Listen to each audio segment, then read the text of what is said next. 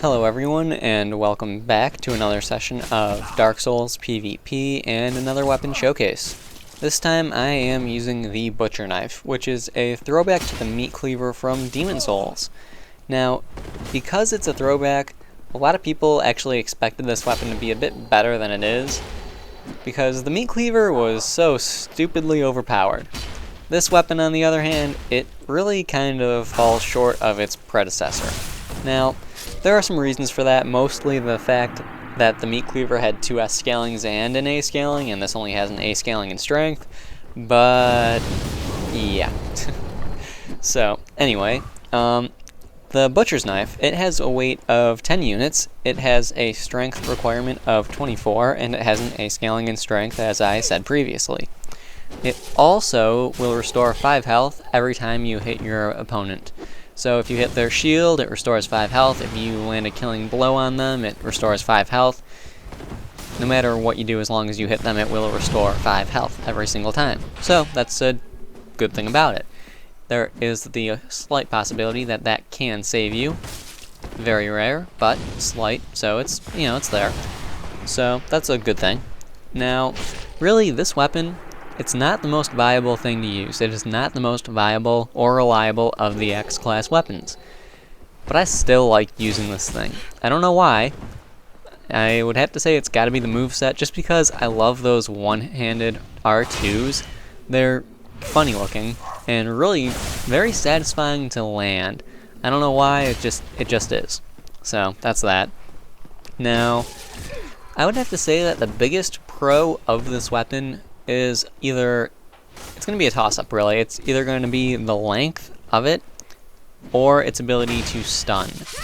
So the length, I am fairly certain that the length of this weapon is tied with the Gargoyle's Tail Axe and the Crescent Axe. I'm fairly certain that those have the same amount of reach, so that's a good thing. It's up there, it's the longest reach of the X-Class weapons. Now, the ability to stun with this weapon, that's different. The issue that this weapon has, its ability to stun is great. It's fine, it's right up there with all of the other X-Class weapons. So that's good, you can stun easily. The problem is you cannot stun lock. Now, the reason for that is the biggest con of the weapon, its swing speed. Now, that's not that big of a deal, but in my opinion, it is the biggest con of the weapon.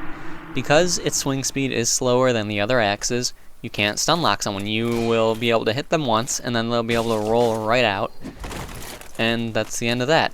Then you have to completely restart. So it's really not a problem if you don't R1 more than once ever, but let's be honest, no one does that. Really, though, I mean, it's good because it will force you to mix up your attacks, and then you can get better with the weapon and blah blah blah, get better at mixing up your attacks, but it's kind of a problem because if you stun someone and you go to hit them again, they can either just roll right out, or they can stand their ground and parry, and you'll get parried, you'll get riposted, and yeah, it doesn't really end in your favor in that case. So that's that. Now, other cons of the weapon, I would have to say that another con of this weapon would be its whiff animation. Now, there is actually an issue with this weapon that I've noticed. You might have seen it a few times in this video. I don't remember if I included any clips where it happened or not. The issue I've got with this one and its whiff animation, occasionally when you're swinging and you hit your opponent, you'll hit them, but you'll still whiff. That's a big problem because it leaves you completely wide open. I mean, none of the other axes have done that for me. It might happen sometimes with another axe. I've never noticed it with me. It might happen with someone else. I don't know. I don't know why it's happening with this one. I would have to say that's more of a glitch than anything. But that's a big problem because it leaves you so open. It's just not even fair. You hit them and then you're still whiffing. That's a problem. Really though, it shouldn't happen too much. It doesn't happen too much for me, and man, I wish I got that parry. I really do, because I think he gets the better of me. He gets a parry later on in the fight, I think. A bit upsetting, but whatever. Not a big deal. So really, that's pretty much everything about the Butcher's Knife. Just to quickly recap everything, biggest pro would be its length and ability to stun, and the biggest con would be the slow swing speed, because you can't stun lock and you can't combo with it easily, and because it's easy to parry, and all of the other reasons that go along with slow swing speed. Other cons would be the whiff animation and that little glitch that it's got where it just keeps whiffing even though you hit.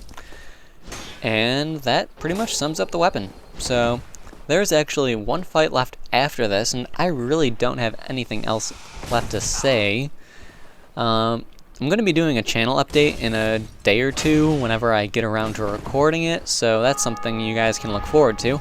I've got a few more weapon showcases that I'll be recording later today, and I'm going to try not to mention the great bit of news that I've got for that channel update. So you guys can see that and be patient and wait for it, I guess. So anyway, this is the last fight, if you could call it that. I will see you guys next time, and I hope you enjoyed.